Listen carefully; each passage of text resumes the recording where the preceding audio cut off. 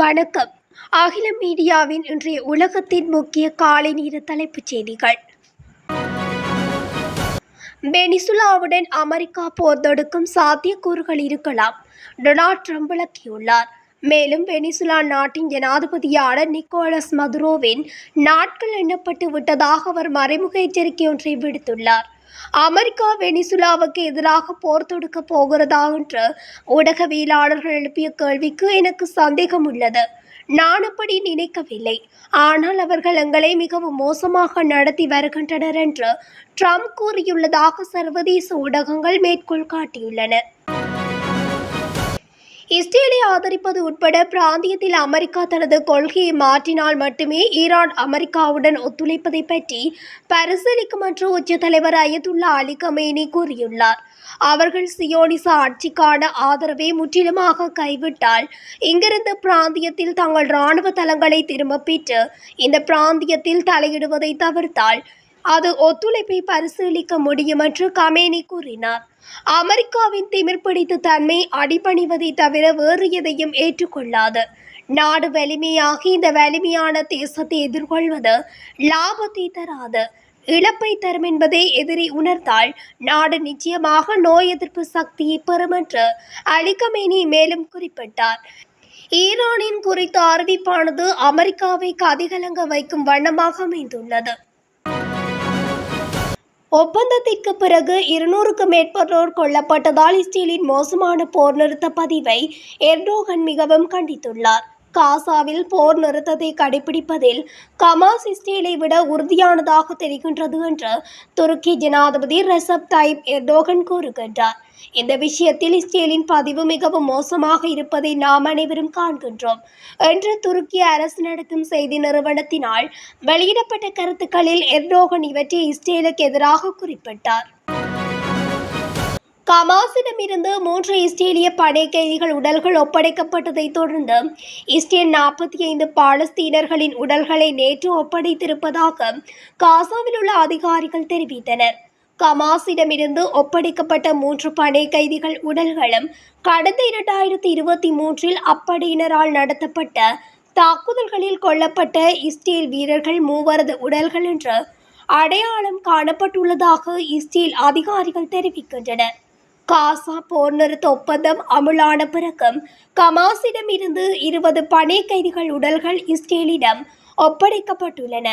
8 உடல்கள் ஹமாஸிடம் இருப்பதாக தெரிவிக்கப்பட்டுள்ளது.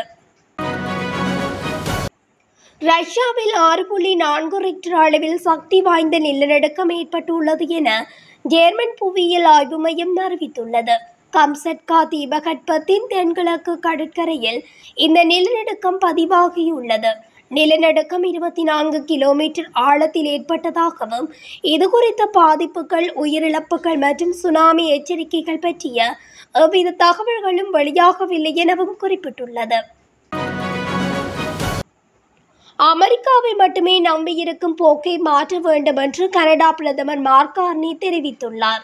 அமெரிக்காவின் வரி விதிப்பு விவகாரம் தொடர்பாக கனடா வெளியிட்ட விளம்பரம் சர்ச்சையான நிலையில் அந்நாட்டுடன் அனைத்து விதமான வர்த்தக பேச்சுவார்த்தைகளையும் நிறுத்துவதாக அமெரிக்க ஜனாதிபதி ட்ரம்ப் தெரிவித்தார். இந்த நிலையில் கனடா உலகின் பிற நாடுகளுடனான புதிய உறவை கட்டியெழுப்ப முடிவு செய்துள்ளதாகவும் கனடா பிரதமர் மார்க் கார்னி தெரிவித்துள்ளார். தென்சீன கடலில் சீனாவின் ஆக்கிரமிப்பு நடவடிக்கைகளை எதிர்கொள்ளும் நோக்கில் கனடாவும் பிலிப்பைன்ஸும் ஒரு முக்கிய பாதுகாப்பு ஒத்துழைப்பு ஒப்பந்தத்தில் ஞாயிற்றுக்கிழமை கையொப்பமிட்டன.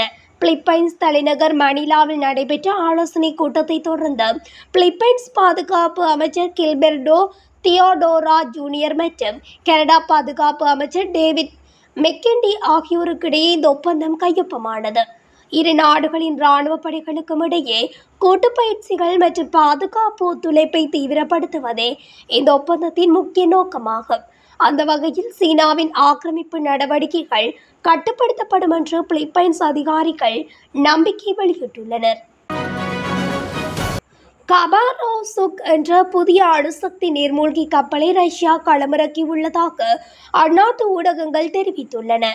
உலகில் வேறு எந்த நாட்டிடமும் இல்லாத வகையில் அணுசக்தியில் இயங்கும் பிரேவிஸ்னிக் ஏவுகணையை ரஷ்யா கடந்த மாதம் வெற்றிகரமாக சோதித்து பார்த்தது.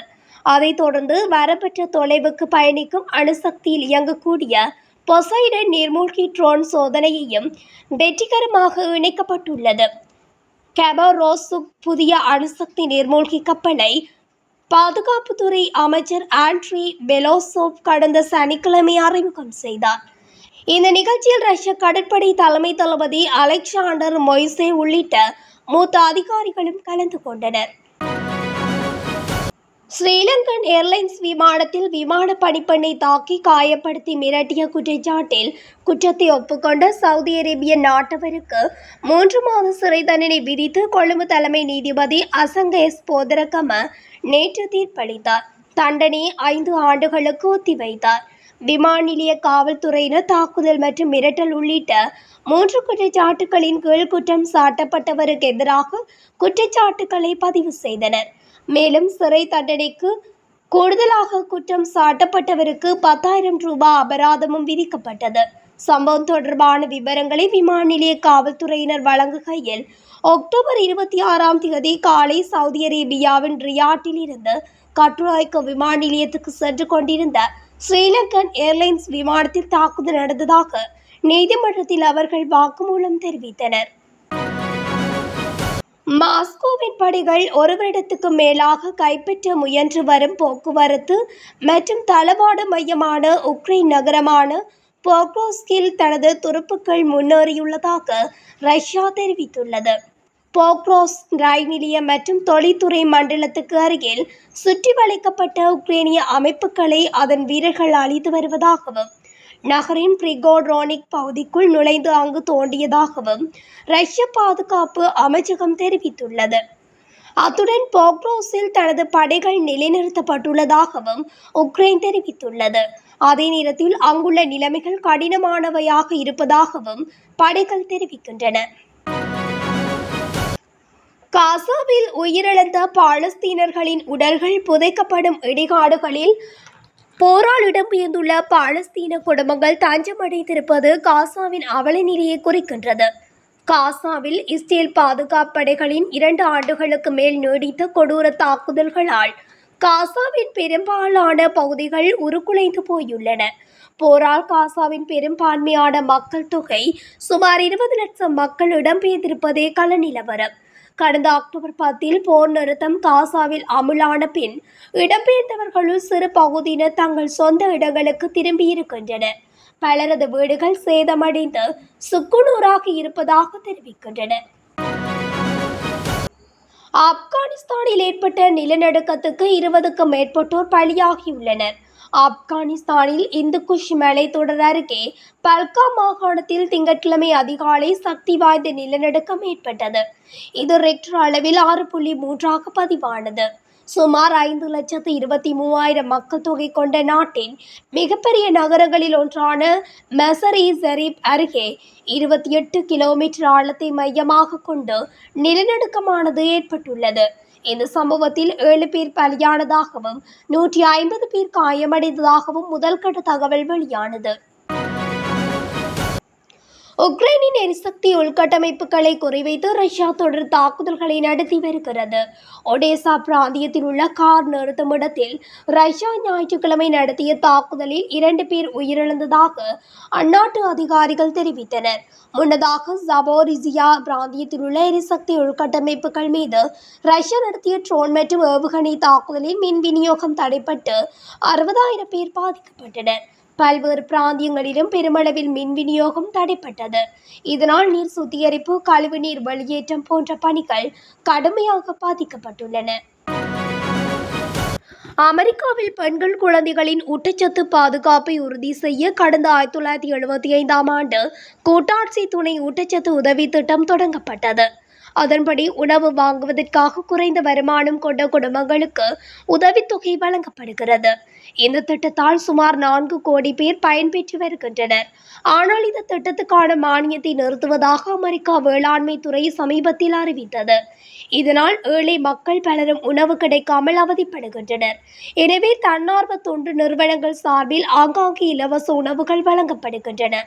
அதனை நீண்ட வரிசையில் காத்திருந்து வாங்கி செல்லும் நிலைக்கு ஏழைகள் தள்ளப்பட்டுள்ளனர் என கூறப்படுகிறது.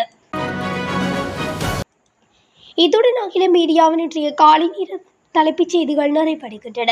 தொடர்ச்சியாக செய்திகளை அறிந்து கொள்ள அகில மீடியா ஊடகத்துடன் இணைந்திருங்கள். நன்றி, வணக்கம்.